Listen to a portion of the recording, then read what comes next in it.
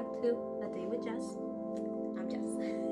Alright, so today I could say I'm doing this video because I ran into a post on Facebook, and it was from I believe called Mom Culture. That's the person, or the person who posted it, right? And so I found it hilarious, and I tagged my husband on it, but I wanted to share it with you. And the reason why is because, let's just say the purpose of this video is going to be three things, and I want to say three, most important, three things that you shouldn't be afraid to ask, especially as a new mommy. So that's basically what this video is going to be about today. Three things that as a new mommy, or maybe a mommy of two, mommy of three, doesn't matter, you should not be afraid of asking. So I'm going to read it to you because I found it hilarious. So it says, my latest 4 a.m. poem titled Daddy Asleep. It says, I love your daddy. I really do. After all, without daddy, I wouldn't have you.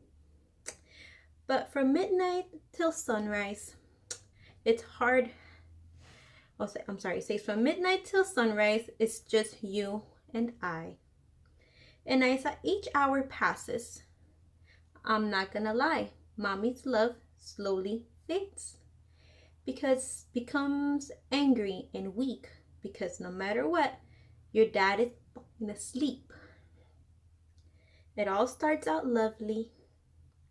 We kiss each other goodnight. We look lovingly down at you, dear. Such a beautiful sight. An hour later, mommy wakes with a start. You're twisting and turning. You're starting to fart. You're gesturing for food. Mommy's there with a bottle or breast. Daddy's snoring away the way he knows best. Mommy burps you, holds you, and rocks you with care. You spew foul-smelling yogurt on mommy's freshly washed hair. As mommy changes her shirt and mops vomit off the floor, your daddy farts, rolls over, and continues to snore. Mommy's maternal alarm goes off. It's not even 3. You're staring again. You're hungry and staring at me. I think she's hungry, your daddy offers. Pulls it over his head. Mommy sends him a death stare and rolls out of bed. Mommy comes back, tired and drained. Then what is this I see? Your daddy has taken over my side. Doesn't give a fuck about me. Mom kicks him and pushes him angrily away. What's up, love? He moans in a loving way. Your daddy has no clue he's under attack. He wraps his arms around me and kisses me back. And just as my love for daddy is back on the rise, you start to coo in your crib and open your eyes. And daddy gently nudges me to attend to your need. I give him the finger as I prepare for a feed. But as the sun starts rising, the slate is wiped clear. I'm back to full love for your daddy and for you, my dear. I forget that daddy sleeps while you cry and you poo. It's back to kissing and hugging and dotting on you. Soon you'll grow up and to be daddy's little girl. You'll never remember me cleaning your shit and vomit hurls. Whistled your sit on his lap and he sings you a song. You'll love him and think that he couldn't do nothing wrong. But my sweet love, here's a poem for you to keep. So you know that all those nights, Dad was fucking asleep. And then that's it. So, as you can see, we have an angry mom here.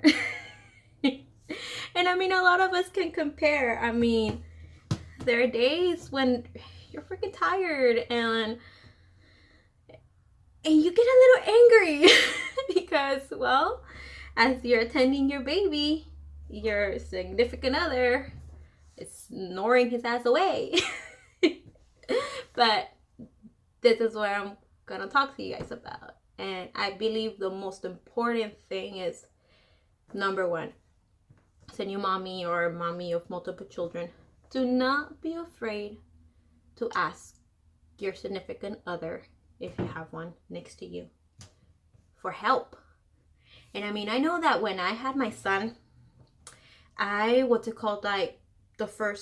took like the 6 weeks that they give you after giving birth. So I only had those 6 weeks, and after that I went to work, whatever. Okay, so in the first weeks, I mean, I would feel guilty to ask my husband or to see my husband get my son and then try to, you know, console him with the continuous crying that he did. So because he would go to work and I would stay at home all day, so I would be like, I felt so bad. But there were times when like my son didn't even want to be with me, like, and then my husband would be like, it's okay, and it'll be like 3 a.m. It's like, I'll take care of him, I'll get him, you know, whatever. And it sometimes worked and it sometimes didn't, and it was just on whatever given day, how it worked is how it worked out. The next morning, went back to the same routine. He went to work, I stayed home. But once that 6 weeks were over and I had to go to work and he had to go to work, and we had the same schedule, like he worked from 7 to 6 and I worked from 9 to 5, so we had an even playing field. So I mean, we both did the whole shebang. Like, we'll take turns, like, okay, this day will be my turn, or this day will be my turn, and we'll like 1 and 1. Why? Because we were both working and it was only fair. And then the weekends, well, it was a free-for-all, however it went. Later on, you know, as my son started getting older, started getting better, so it wasn't so bad. But yes, I got to a point when it was just like, hey buddy, like, it's your turn, like, because I need to sleep. And so if he knew, like, let's say like I had a really rough night, then the following day, you know, he'll be like, it's okay, I'll take care of him. So I'll be like, all right, cool. And so, or the weekends, like I worked a day on the weekend and he didn't work on the weekends. And so maybe like if I worked like that Saturday night, like sometimes I'll get home like around 2 a.m, 3 a.m. And so he'll take care of him that night. I mean, obviously I wasn't even home, so he'll watch after him. But yes, what's it called? As a new mommy, you do feel guilty, especially now. Like when I when I had my daughter, that was different. I was already a stay-at-home mom. I became a stay-at-home mom when my son turned 2, a little after he turned 2. And now he's gonna be 6. So yeah, I've been home for quite a while. And so you start to understand that, I mean, even though you stay at home, you still have a rough day sometimes, and you still have long nights, and you still have to wake up early, and you still gotta do your whole shebang.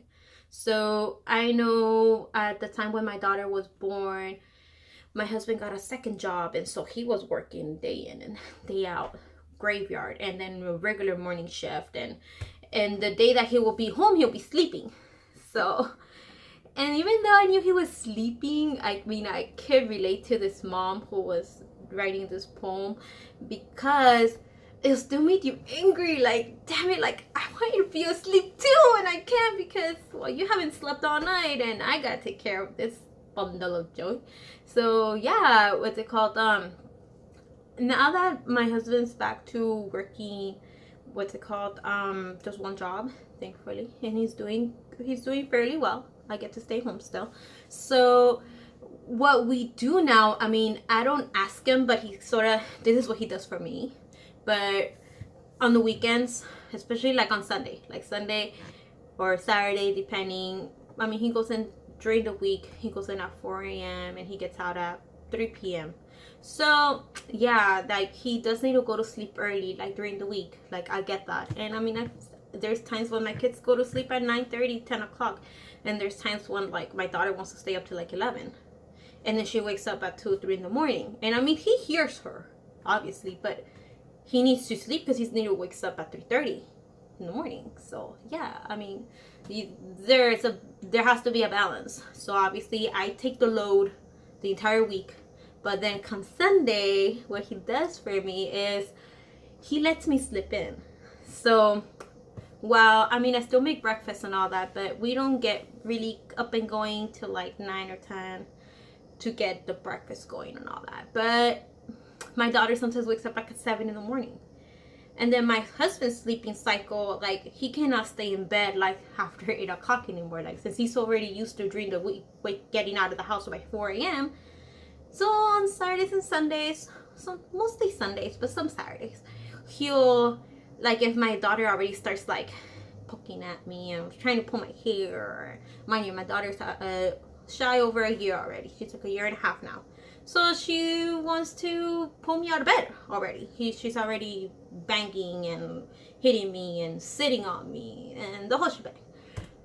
So what my husband does for me is he takes her, comes to the living room and closes the door.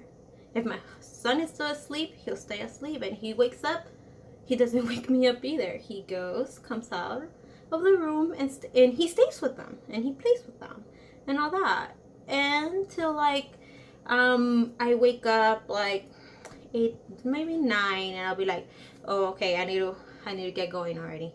But I mean, it's the little things. Like I didn't have to ask them, but if you feel like you need to talk to your significant other and tell them like, hey, he's not gonna know how tired you are. Maybe he feels like you have a good endurance, and then a lot of the times it's just more of your personal guilt. So don't feel guilty. Don't feel guilty to ask for help from your significant other. He's the most important person. He's the one that's next to you. He's the one that's with you. So don't be afraid to ask. Hey, can you help me out? Look, I had a rough night. You think you can help me out with little bundle of joy over here?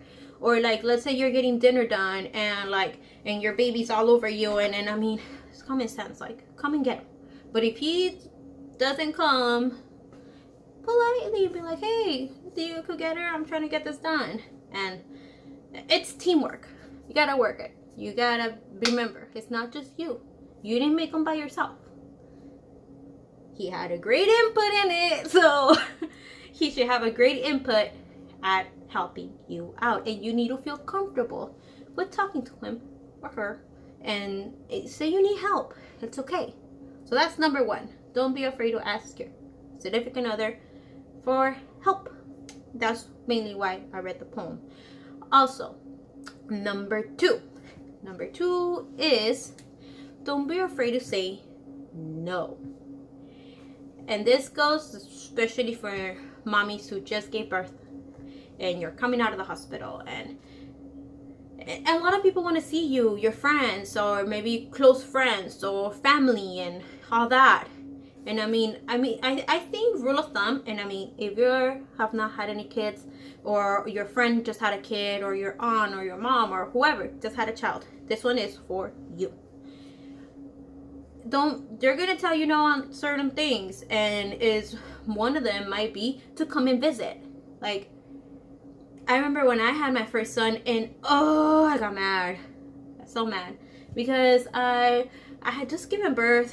I was discharged. I was going home, and I just wanted to, you just went through an ordeal. You want to, like, relax a bit, be with your son. Your boobs are like rocks. Probably you have to be pumping or milking, and you have breastfeeding, the whole thing. And then you have a full house. I remember, like, I had, from my husband's side of the family, the parents, that's okay. But then you had the brothers and the cousins and the baby cousins and the aunts and the uncles, and it was a whole damn parade in my home, and they all want to grab my child, and I'm like, dude. I remember I was with my mother in my room, and I was like pumping because I was feeling like I had rocks on me, and I had just pumped at the hospital, but I needed to pump again.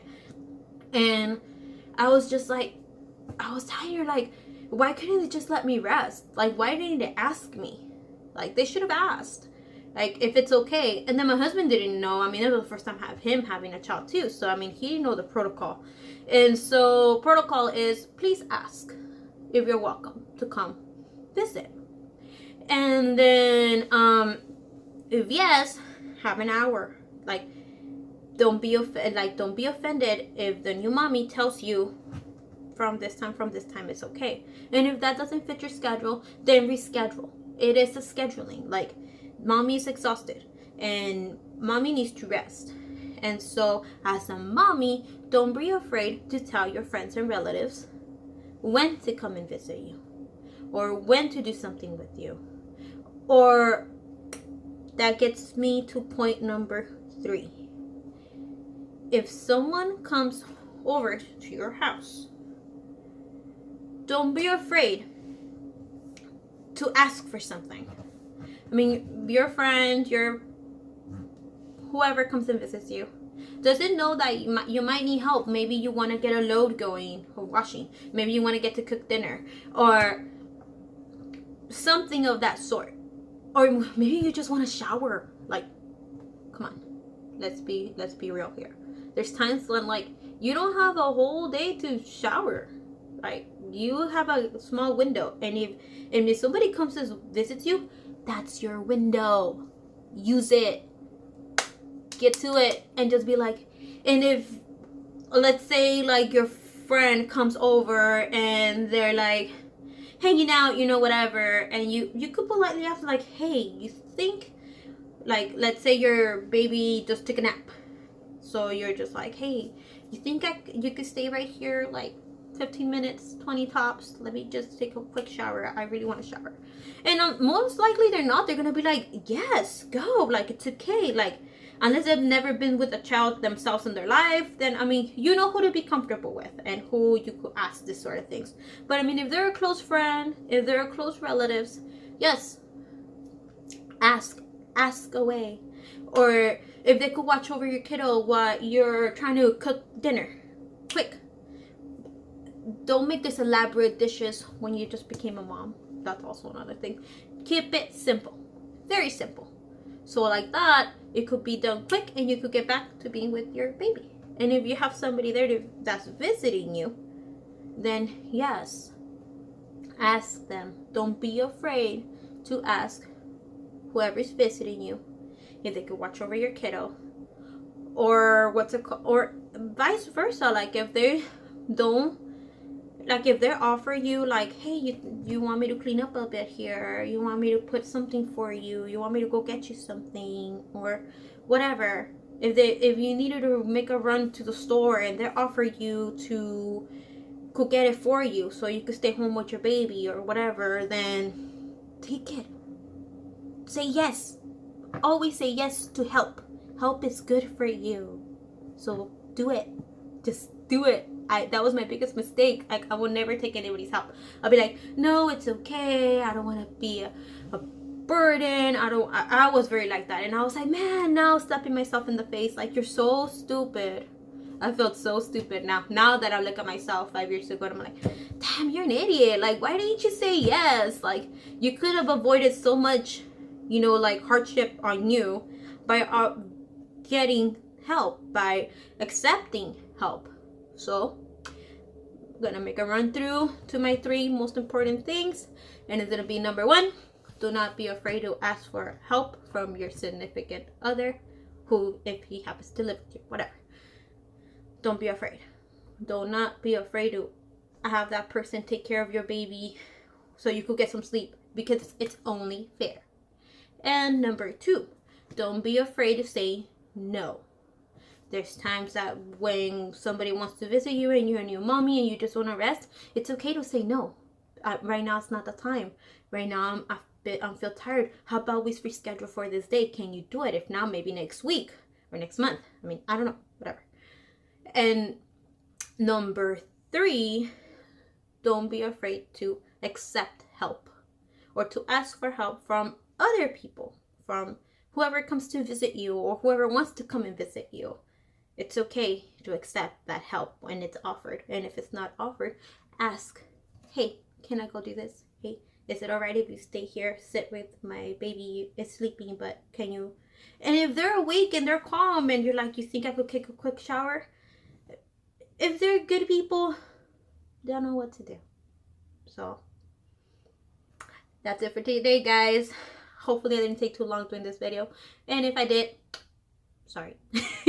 So yeah, guys, hope you enjoy, and don't forget, do not be afraid, and just ask for help from whoever's around you.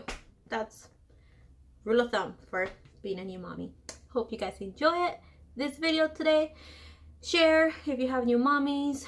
Take this info in if you never had a child but you're gonna go visit someone who just did. Take all these things. I think overall, be mindful. Be mindful of yourself, and if you are not the mother, be mindful of the person who is. All right, guys, I'll see you soon. Bye.